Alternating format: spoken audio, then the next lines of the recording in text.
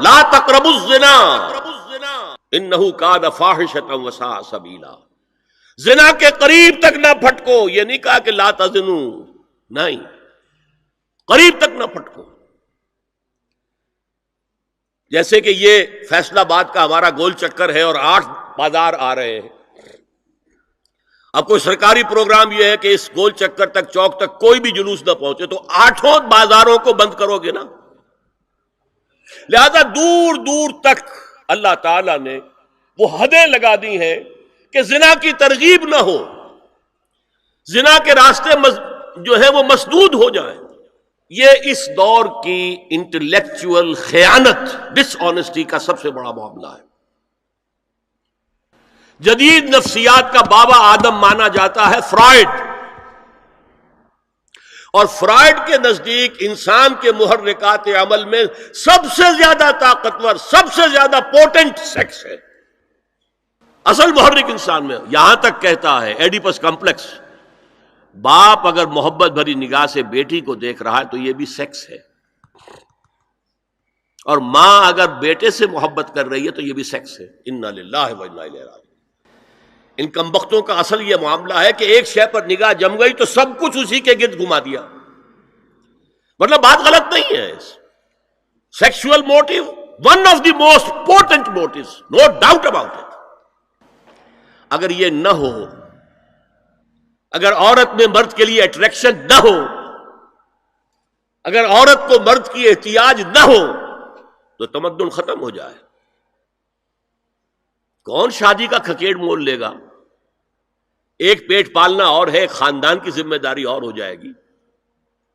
یہ اس قدر زبردست جو ہے، یہ موٹیویشن ہے، اندر سے جذبہ ہے اور اٹریکشن ہے شدید. اس اعتبار سے یوں سمجھیے، جتنا زوردار گھوڑا ہو اتنی ہی زوردار لگام چاہیے اگر ڈسپلن میں رکھنا چاہتے ہیں. لہذا اس سیکس کو ڈسپلن میں لانے کے لیے کہ قانونی تعلق ہو ایک مرد اور عورت کے درمیان، ازدواج ہو، شادی ہو جائے، یا دوسرا راستہ وہ بھی تھا جو آج کل نہیں رہا، باندھی ہو کسی کی، مل کے یمین ہو، ان کے اندر سیکشول انٹرکورس جو ہے وہ ہو اور اس سے باہر نگاہ بھی نہ جائے. قرآن اور حضور دونوں کس قدر حقیقت پسند ہے. سورہ آل عمران میں فرمایا زُيِّنَ لِلنَّاسِ حُبُّ الشَّهَوَاتِ مِنَ النِّسَاءِ وَالْبَنِينَ وَالْقَنَاطِيرِ الْمُقَنطَرَةِ مِنَ الذَّهَبِ وَالْفِضَّةِ وَالْخَيْلِ الْمُسَوَّمَةِ وَالْأَنْعَامِ وَالْحَرْثِ. انسان کے اندر محبت پلا دی گئی ہے، مزین کر دی گئی ہے. کن کن چیزوں کی؟ سب سے پہلے عورت، سب سے امپورٹنٹ موٹیو عورت، پھر بیٹے، پھر ڈھیروں مال، سونا چاندی، آلہ گھوڑے نشان زدہ، اور مال مویشی اور کھیتی، لیکن سب سے پہلے عورت. زُيِّنَ لِلنَّاسِ حُبُّ الشَّهَوَاتِ مِنَ النِّسَاءِ وَالْبَنِينَ وَالْقَنَاطِيرِ الْمُقَنطَرَةِ مِنَ الذَّهَبِ وَالْفِضَّةِ وَالْخَيْلِ الْمُسَوَّمَةِ وَالْأَنْعَامِ وَالْحَرْثِ. اسی طرح دیکھیے حضور صلی اللہ علیہ وسلم فرماتے ہیں، یہ مسند احمد میں بھی حدیث ہے اور حاکم اور بیہقی نے بھی، عن انس ابن مالک رضی اللہ تعالی عنہ قال قال رسول اللہ صلی اللہ علیہ وسلم حبب الی النساء والطیب وجعلت قرۃ عینی فی الصلاۃ. اس تمہاری دنیا میں سے مجھے 3 چیزیں محبوب کر دی گئی. حببا الیہ، نمبر 1 نساء. کوئی جھجک کی ہے آپ نے بیان کرنے میں؟ ہم شاید یہ جملہ کہتے ہوئے جھجکیں گے، اللہ کا رسول نہیں. حقیقت ہے، اس کا اعتراف کرو. بہت مضبوط موٹیو ہے، اس میں کوئی شک نہیں، کوئی شک نہیں، کوئی شک نہیں. حبب الی النساء والطیب، خوشبو، وجعلت قرۃ عینی فی الصلاۃ، اور میرے آنکھوں کی ٹھنڈک نماز میں ہے. اسی طرح خود قرآن میں سورہ احزاب میں جب حضور سے کہا گیا کہ اب بس جتنی شادیاں ہو چکی تھیں آپ نے کر لی ہے، اب آئندہ نہ کیجیے۔ وہاں بھی صاف الفاظ آئے ہیں، اللہ کو بھی واللہ لا یستحیی من الحق، اللہ کو حق بات کہنے میں کوئی حیا یا کوئی جھجک نہیں ہے۔ وَلَوْ أَعْجَبَكَ حُسْنُهُنَّ، اے نبی چاہے عورتوں کا حسن جو ہے وہ آپ کو بھلا لگے، لیکن اب آئندہ شادی نہیں۔ یہ میں تائید کر رہا ہوں فرائڈ کی، اس گدھے نے جو آگے تک پہنچا دیا ہے معاملہ وہ ہے غلط۔ بنیادی بات صحیح ہے، قرآن مجید کے مطابق ہے کہ سیکس موٹیو بہت سخت ہے، بہت زوردار ہے۔ حضور کی حدیث ہے، ان اللہ کتب علی ابن آدم حظہ من الزنا ادرک ذلک لا محال، اللہ تعالیٰ نے ہر انسان کا زنا میں ایک حصہ لکھ دیا ہے جو اس کو پہنچ کر رہے گا۔ فزنا العین النظر، آنکھوں کا زنا ہے نامحرم عورت کو دیکھنا، یہ بھی زنا ہے۔ اگر زنا کو روکنا ہے تو یہاں پر بھی قدغن لگے گی۔ ایک جگہ آیا ہے حدیث میں النظر سہم، یہ تیر ہے، یہ نظر جو ہے نگاہوں کے تیر، یہ تو آپ شاعری کے اندر بھی اور گانوں کے اندر بھی نگاہوں کے تیر سنتے ہیں کہ نہیں سنتے؟ النظر سہم، یہ تیر ہے۔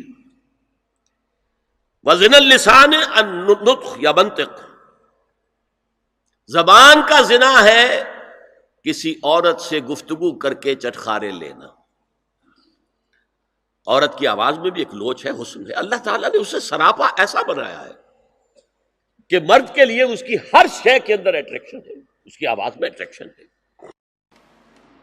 والنفس تمنا و تشتہی، اور باقی رہ گیا نفس، وہ تمنا کرتا ہے کہ اب میں اس سے آگے بھی بڑھوں اور زنا بھی کر لوں۔ والفرج یصدق ذلک کلہ اور یکذب، لیکن یہ ہو بھی سکتا ہے نہیں بھی ہوتا، لیکن یہ زنا تو کر چکا نا، کان کا زنا اس نے کر لیا، آنکھ کا زنا اس نے کر لیا، زبان کا زنا اس نے کر لیا۔ تو زنا کا روک تھام، زنا کی جو ہمارے معاشرتی اہداف کے اندر بہت اہم ہے، بہت اہم ہے، بہت اہم، ورنہ معاشرہ ٹوٹ پھوٹ کا شکار ہو جائے گا۔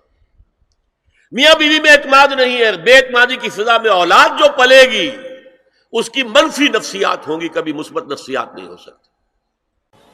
اب زنا جو ہے اس کے لیے حضور نے جو کچھ فرمایا وہ سن لیجیے۔ ادرک ذلک لا محال، اللہ تعالیٰ نے ہر انسان کا زنا میں ایک حصہ لکھ دیا ہے جو اس کو پہنچ کر رہے گا۔ آنکھوں کا زنا ہے نامحرم عورت کو دیکھنا، یہ بھی زنا ہے۔ اگر زنا کو روکنا ہے تو یہاں پر بھی قدغن لگے گی۔ زبان کا زنا ہے کسی عورت سے گفتگو کر کے چٹخارے لینا، عورت کی آواز میں بھی ایک لوچ ہے، حسن ہے، اللہ تعالیٰ نے اسے سراپا ایسا بنایا ہے کہ مرد کے لیے اس کی ہر شے کے اندر اٹریکشن ہے، اس کی آواز میں اٹریکشن ہے۔